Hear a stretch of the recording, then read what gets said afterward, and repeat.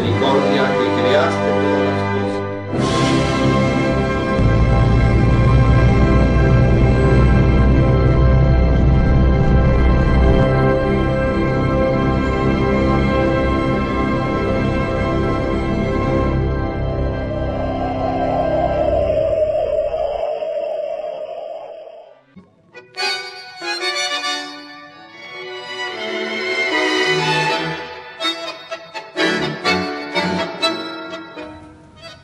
En este bloque de huellas vamos a abordar un tema político, o más precisamente vamos a abordar con Arturo un periodo político, un periodo en términos temporales corto, hablamos de un par de meses, pero que tuvo una alta conflictividad enmarcado en una historia nacional y provincial también de altísima conflictividad. Nos referimos al periodo inmediatamente posterior a la Revolución Libertadora, allá por septiembre del año 1955, y la transición en el gobierno municipal, que tiene algunas características que son muy interesantes y poco conocidas, y de la mano de Arturo, por supuesto, vamos a transitar ese periodo y vamos a conocerlo.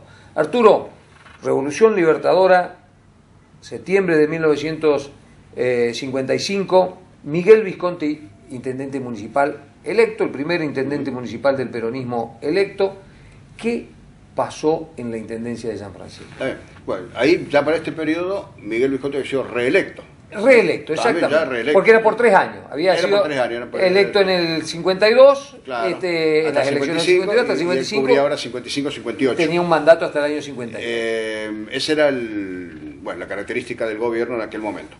Efectivamente, cuando se produce el golpe de Estado de septiembre del 55, que a nivel nacional saca al general Perón, en el caso de San Francisco, también la municipalidad es intervenida y se nombra desde la fábrica militar a un suboficial mayor que se llamaba Alejandro Goldberg para que ocupe interinamente el cargo y asume no como comisionado sino como jefe accidental de la municipalidad. Es la única persona que en la historia de San Francisco tiene ese cargo. Tiene ese título. Jefe accidental. Jefe accidental. Sí, jefe accidental. Y era de la un suboficial. Un suboficial mayor.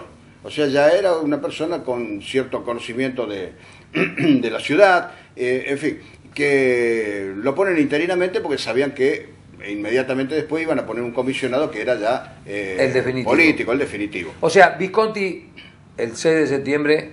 No, el 22 o 23 de septiembre, porque la revolución comienza el 15 de septiembre. Exacto. ¿No es cierto? Él comienza el 15 de septiembre, y pero termina, dura varios días. Claro. Perón se va recién como el 20 de septiembre.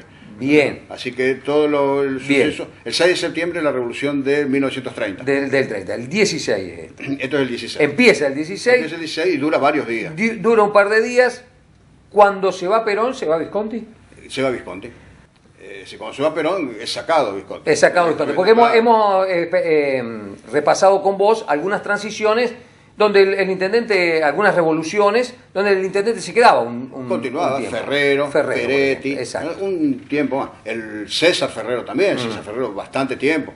Bueno, pero... Aquí no, aquí el tema aquí fue, sí, cortante. Era bastante, digamos, grande la diferencia que había entre oposición y oficialismo en aquel momento, de modo que cuando se produce el golpe de Estado se quiso terminar, digamos, de alguna manera con el peronismo en forma rápida.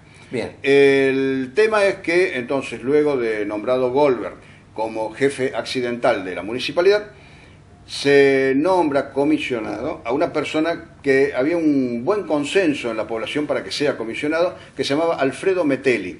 Bien. Alfredo Metelli era una persona que no era oriunda de San Francisco, pero estaba radicado en San Francisco y había llegado a nuestra ciudad como gerente del Banco de la Nación. Claro, y eso era un cargo importante, un cargo importante. Claro. A todo esto, él, luego de ser gerente en San Francisco, fue gerente en Río Cuarto y jubilado del Banco de la Nación a los 50 y algún año, vuelve a San Francisco porque su familia había estado acá. Claro. Entonces, cuando se produce este golpe de Estado, con apoyo del radicalismo... ¿Tenía alguna afiliación política él, claro, algún apoyo político? El radicalismo. Bien. Entonces y el radicalismo era el que condujo de alguna manera acá en San Francisco la parte política post-golpe. Bien. Lo nombran a Metelli, que lo primero que hace es cambiar nombres de las calles. Por ejemplo, Boulevard 25 de Mayo se llamaba Perón, le restituyó 25 de Mayo. Boulevard 9 de Julio se llamaba Presidente Perón, le restituyen 9 de Julio. En fin, va cambiando estas cosas, les cambia el nombre de la colonia de vacaciones de Miramar, que se llamaba Eva Perón, le ponen Remedios Escalada de San Martín. O sea, eso es lo que llega a ser, digamos, en los primeros días Metelli, aparte de nombrar funcionarios y cambiar, ¿no es cierto?, algunas de las jefaturas que había en la municipalidad, pero al mes de estar en el gobierno, exactamente al mes, Metelli le dio un ACV y muere. O sea, murió. Bien. Murió al mes de haber asumido. El sepelio de Metelli es... no hay otro hecho en San Francisco así, muy multitudinario, casi podríamos decir como el de Ricardo Tampieri, sí, señor, muerto en el año 53, 2 años antes, pero Metelli no era la figura que era Tampieri. No. Para nada. Pero sin embargo, claro, el momento en el que fallece y el lugar que ocupa lo transforman en un acontecimiento popular. Fue un acontecimiento popular, claro, y la sorpresa de la muerte al mes de haber asumido como intendente, claro, estaba toda la confianza puesta en él. A tal punto que cuando se lo lleva primero a la iglesia Cristo Rey para la misa previa al sepelio, y cuando llega el sepelio al cementerio, los aviones del Aeroclub pasan sobre el cortejo fúnebre arrojando flores. Algo que nunca se repitió en San Francisco. No lo tenemos registrado, claro. Pasan en los dos lugares, sepelio, en la iglesia y en el cementerio, pasan los aviones del Aeroclub y arrojan flores sobre el sepelio. Bien. ¿Qué hace el gobierno de la provincia? El gobierno de la provincia estaba muy ocupado en ese momento con reorganizar de alguna manera lo que era la provincia, claro, lo que era el interior. No le prestaba tanta atención al interior. Absolutamente. No le prestaba atención y ellos trabajaron muy administrativamente. Murió el comisionado de San Francisco, comisionado nuevo. Que surgió el nombre de una terna. Sin esta consideración del impacto político y social que había significado la muerte de Metelli. Claro, ellos directamente desde Córdoba envían un radiograma de la época a la policía, pero escueto, donde 3 líneas que dice: asume como comisionado de San Francisco el doctor Antonio Octavio Lamberghini. Epa. Así nomás. Dice, y asume inmediatamente, una cosa bastante militar, ¿no es cierto?, como respuesta a la muerte del comisionado anterior. De paso, Antonio Lamberghini, un hombre que no viene del radicalismo. No, para nada, él era más bien del Partido Demócrata. Claro. Él venía de los demócratas. Bien. ¿Y qué pasó con además había una terna. En la terna aquella primera estaba Metelli, Lamberghini y una tercera persona que no está el nombre. No se sabe el nombre que. Así que el gobierno de la provincia toma el que seguía. Y pensando que... burocráticamente dijo: murió Metelli, el otro que me habían propuesto era Lamberghini, nombro a Lamberghini y se acabó el problema. Se terminó el problema. Eso cayó pésimo en la dirigencia del radicalismo local, porque se quejaron de que Lamberghini había sido nombrado cuando todavía lo estaban velando a Metelli. Pero las órdenes eran las órdenes, entonces el jefe de policía pone en funciones a Lamberghini. Antonio Lamberghini. Con un clima, digamos, político absolutamente enrarecido. Sí, y en contra de Lamberghini. Claro. A tal punto como que lo cuestionan y dicen que como que Lamberghini era un ambicioso, que quería ser autoridad en el gobierno. Y él habla en el discurso cuando él asume, diciendo: no es así, yo era parte de una terna en la que evidentemente la terna había sido enviada antes de común acuerdo, me nombraron y bueno, y yo asumo porque en aquel momento él aceptó integrar la terna. Claro. Yo estaba cumpliendo con un compromiso que había tomado antes, incluso con consenso. Pero entonces también se da otra cosa que no se repitió en la historia de San Francisco hasta hoy, en el que el comisionado, en el discurso de aceptación del cargo, asume de asunción del cargo, renuncia. No me digas. Él renuncia en el mismo discurso. En el discurso de asunción renuncia. Claro, él asume y cuando termina el discurso renuncia, pone a disposición, es decir, le pone a disposición del general Videla Balaguer, claro, que era el que gobernaba ya en toda la provincia, el interventor provincial federal, claro, el interventor federal, él pone la renuncia a disposición. En consecuencia, por una cuestión de propia honradez de Lamborghini, él al renunciar no asume. Directamente no va. No va nunca a la no municipalidad. va nunca a la municipalidad Él como comisionado. Claro, él delega toda la responsabilidad en su secretario. En un secretario que había nombrado él. Claro, que se llama Manuel Ugarte. Manuel Ugarte. O sea que él tuvo un acto de gobierno, que fue nombrar a su secretario. Nombrar al secretario. Y Manuel Ugarte asume pensando que inmediatamente desde Córdoba iban a nombrar al sucesor. Al dice, sucesor, bueno, al comisionado me quedo que 2 venía. días y le entrego acá la lapicera al que viene. O digamos. qué definían con Lamborghini, o si le rechazaban o le aceptaban la renuncia. Hay una indefinición del gobierno de la provincia, como que no le prestaba mucha atención, pese a todo esto. Antes, todavía estaba Metelli en vida y ejerciendo como comisionado municipal, llega a San Francisco el general Videla Balaguer para presidir el acto de inauguración de la sociedad rural en el mes de octubre. Claro, la exposición. A principios de octubre del año 55. Ese acto de inauguración en la sociedad rural fue una demostración de una adhesión grandísima de parte del pueblo de San Francisco, por supuesto, a la Revolución Libertadora, claro. Expresada en la presencia en ese momento del general Videla Balaguer. O sea que en ese momento le dieron importancia, pero después ya se recluyen ellos en Córdoba y comienzan a organizar lo que era la provincia. Así que a las ciudades del interior poco interés le estaban dando. Así que pasan los días y Ugarte, al frente de la municipalidad, hace lo que él puede. Abre la municipalidad, hace que funcione el registro civil, los servicios públicos básicos, controla todo lo administrativo. Todo lo administrativo, pues él no designa a nadie ni hace nada con el personal que estaba, porque sigue trabajando. A todo esto, el radicalismo, junto con el Centro Comercial, Industrial y de la Propiedad, convocan en el Centro Cultural, que funcionaba donde está la sede de la Sociedad Italiana actualmente, a una asamblea pública popular, ¿no? Para ver qué pasaba. E incluso en el diario local dicen, ¿cuándo llega la revolución a San Francisco? Porque, claro, se había estancado todo. Claro. No hubo más respuestas para nada, no teníamos comisionado, ejercía el secretario. Había como una cefalía. Había una cefalía. En las escuelas donde se habían producido en otros lados cambios de autoridades, porque eran las autoridades todavía del gobierno anterior, muy identificadas con el gobierno, algunos habían sido cambiados, otros no. Había libros que se utilizaban durante el gobierno anterior, que seguían algunos maestros utilizándolo, cuando en otros lados ya no se hacía. Entonces la pregunta era, dice, ¿cuándo llega la revolución a San Francisco? Porque ya habían pasado más de un mes y estaba todo en un stand-by.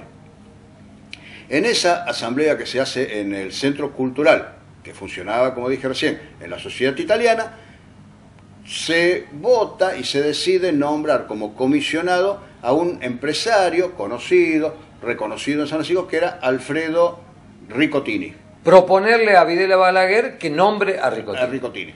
Entonces ahí se decide eso, pero Riccotini no estaba en la reunión. Van a la casa de Riccotini en manifestación. A proponerle. Claro, Riccotini vivía en ese tiempo, aproximadamente lo que es Dante Alighieri y Pellegrini, en esos sectores, más sobre calle Pellegrini, vivía en ese momento en ese lugar. Van ahí de noche a proponerle que él sea el comisionado. Riccotini era una persona vinculada en instituciones, una persona bien vista, empresario, y podía ser, ¿no es cierto?, el comisionado. Pero al parecer no estaba en los planes de él, porque él tenía planes empresarios por delante y otras cuestiones institucionales. Entonces, no acepta de principio esto. Pero los otros insisten que el único que era él, que era el único nombre que había y que tenía que ser él. Yo he hablado con la hija incluso de Riccotini, una persona ya grande al día de hoy, por cierto, que me cuenta que bueno, que el problema se planteó a nivel familiar ya. Todo en el mismo momento, ¿no? Con la gente afuera esperando y ellos resolviendo en el interior de la casa. ¿Qué hacemos? Una crisis de película. Claro, ¿qué hacemos?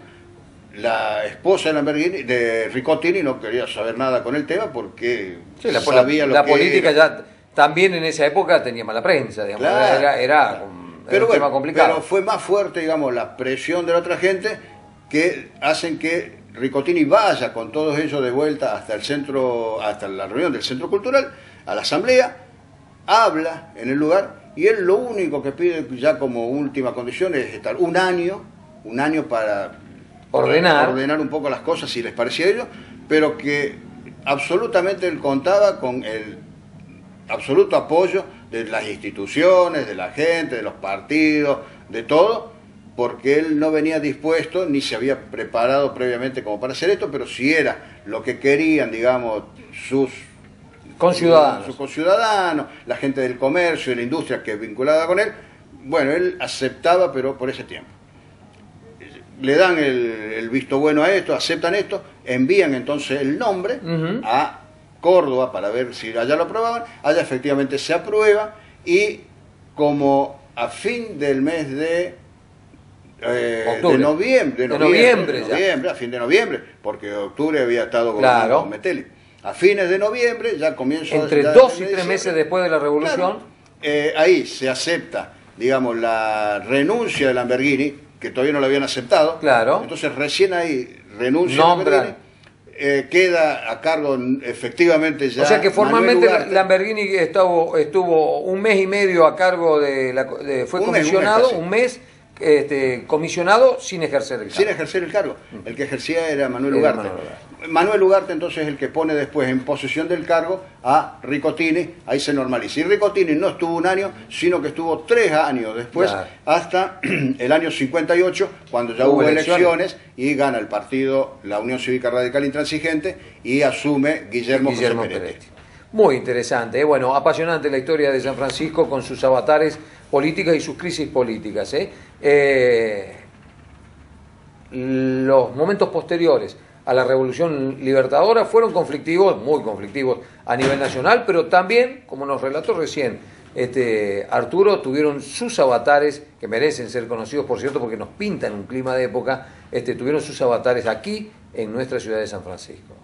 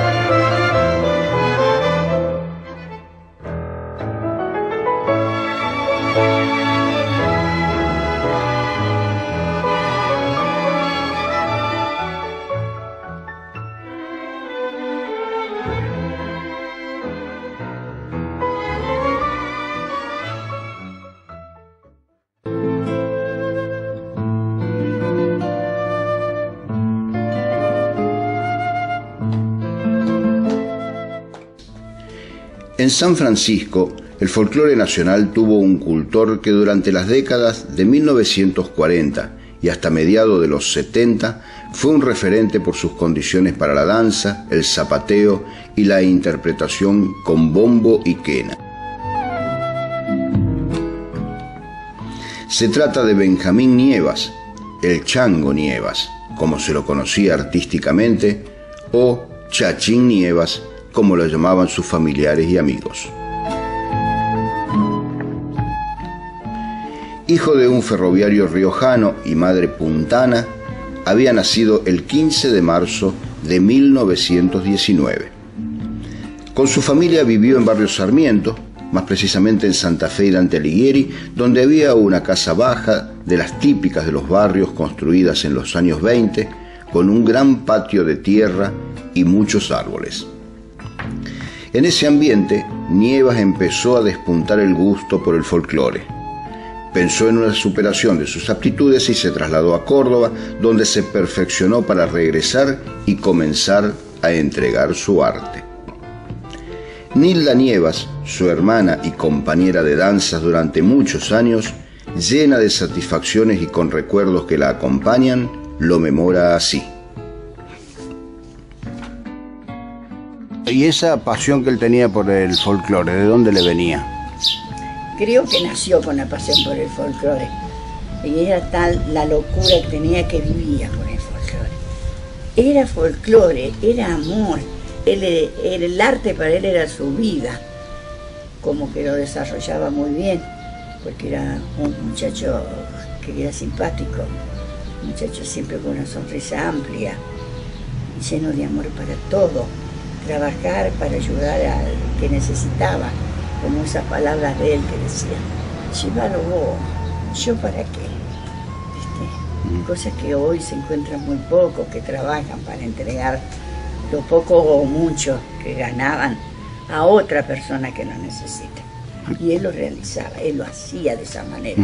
¿Él era quenista? Sí, al último toca quena, que tocó hasta con la nariz la quena. Esta que acá todavía tengo que ver uno que toque la quena con la nariz.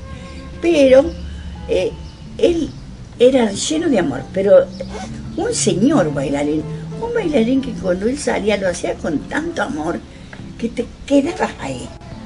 Te quedabas esperando eso que decían, pero bravo, que te salía esa palabra, ¿viste? Porque era una cosa, ya te digo, dentro de su sencillez, creo que, no sé, tengo que ver un bailarín así con tanto amor, con tanta dulzura para el desempeño de las danzas. Y también daba clases. Pues por supuesto, daba clase gratis, a la cual sacaba chicos grandes, sacó grandes bailarines aquí, que luego formaron conjunto, pero él no cobraba, siempre era así, desinteresado totalmente, que es muy difícil de encontrarlo hoy, ¿viste? Es muy difícil. La humilde casa de los Nievas en Barrio Sarmiento recibió la visita de muchos artistas de la música nacional, del tango y el folclore. Pero también estuvieron allí el director de cine Armando Bo y la actriz cinematográfica Diana Ingro para comer un asado, porque a los 30 años Chachín ya era muy conocido en la región y había filmado escenas de una película con ellos en la zona de Brinkmann.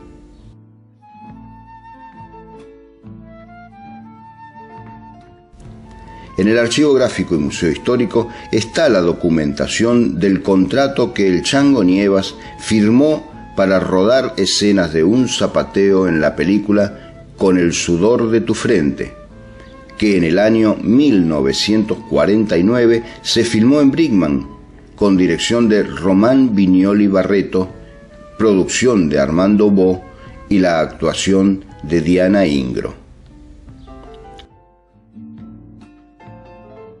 ¿Cómo eran esos bailes que se armaban en el patio de la casa, patio de tierra, con árboles, en Barrio Sarmiento? Bueno, ese vendría a ser, eran ensayos que se realizaba ahí. Como no se tenía otro lugar, entonces se hacía en ese gran patio de tierra. Entonces ahí sí que era la polvareda, como quien dice, cuando zapateaban, se levantaba la polvareda. Teníamos que regar antes para que no se levante tanta tierra, porque también te voy a decir, se zapateaba. Al levantar tierra, como quien dice, ¿viste? Porque es la verdad, era así. Entonces era una cosa que nos quedó en ese recuerdo en el barrio para todos los vecinos que estaban toda la orilla mirando como una... Eran como si estuvieran mirando un espectáculo, porque conocían mucha gente ahí también. Claro. ¿Y vos cuándo te incorporaste al elenco del Chango Nievas, como bailarina? Bueno, como bailarina con 12 años. Y ya como primera bailarina, ya con 15. ¿Viste? ¿Y cuánto tiempo duró eso? Siguió. Desde los 12 no dejé de bailar. Siguió hasta que pude llegar a primera bailarina. Yo no empecé como primera bailarina. Resultaba difícil de él tomarme como primera bailarina por ser su hermana. No le gustaba mucho que fuera su bailarina. Pero luego, al ser su primera bailarina, estar tan contactada con él, se ve que adquirí un poco más que las demás bailarinas. Me nació lo que le había nacido a él, ese amor inmenso al folclore, al cual yo lo llevo adentro. Hoy también, yo escucho cualquier lugar que paso, que siento los ritmos de algo de folclore que se está perdiendo muchísimo, soy capaz de pararme y escucharlo porque me conmueve, que me lleva hasta para caerme, se me caen las lágrimas de escuchar eso. Los años que tengo, me pasa lo mismo, no seré la misma bailarina de antes, pero lo llevo tan dentro de mí que hoy ya va acompañado con otra cosa que no tendría que ser, con las lágrimas, que antes era toda alegría, algarabía, palmas, palmas, palmas, y hoy desgraciadamente te lleva a las lágrimas, porque te trae esos recuerdos que han sido muy lindos antes, pero hoy ya es más unido un poco a la tristeza, ¿cierto? A la tristeza por recordar esas cosas tan lindas y no tenerlos. La Embajada del Chango Nievas incursionó en infinidad de festivales locales, provinciales, nacionales y hasta en Brasil, Chile y Bolivia. Y tuvo una estrecha relación artística con el bailarín Santiago Ayala, el Chúcaro. El barrio Sarmiento fue un barrio muy unido, un barrio sencillo, un barrio de gente trabajadora, toda, qué sé yo, que fue para nosotros como si fuéramos todos hermanos. Nos uníamos todos, veníamos todos, nos ayudábamos entre nosotros. Era un barrio así. En los últimos años de él se dedicó a la fabricación de bombos. ¿Cómo llega a eso? Llega a eso porque tuvo un preinfarto, al que le impidió seguir bailando, porque no podía agitarse. Entonces, como él siempre, mientras bailaba, también tocaba instrumento, un ratito cada cosa. Hasta el piano tocaba. Con 2 dedos, pero tocaba hasta el piano.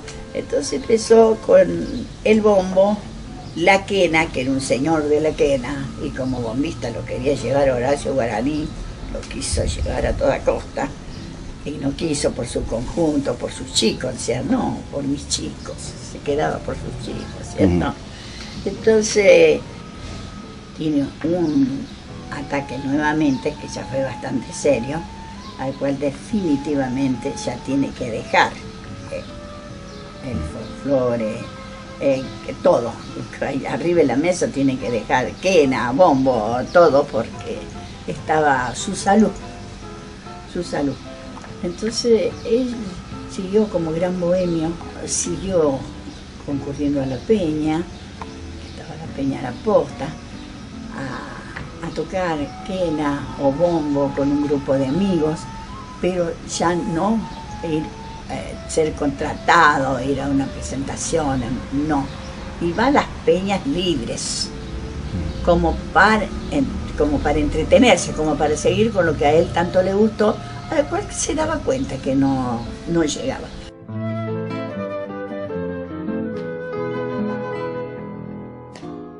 Cuando se le hizo la despedida, que él se retira del folclore, él mismo dijo: hermana, esto no será esta fiesta tan grande que me hicieron los amigos, que yo ya estoy por entregar el rosquete. Si no será que esto, fíjate, me murió. Él era lleno de amor, pero un señor bailarín. Un bailarín que cuando él salía lo hacía con tanto amor que te quedabas ahí. Te quedabas esperando eso que decía, pero bravo, que te salía esa palabra, ¿viste? O sea, el Chango Nievas, para el ambiente folclórico, el Chango Nievas, para los amigos Chachín.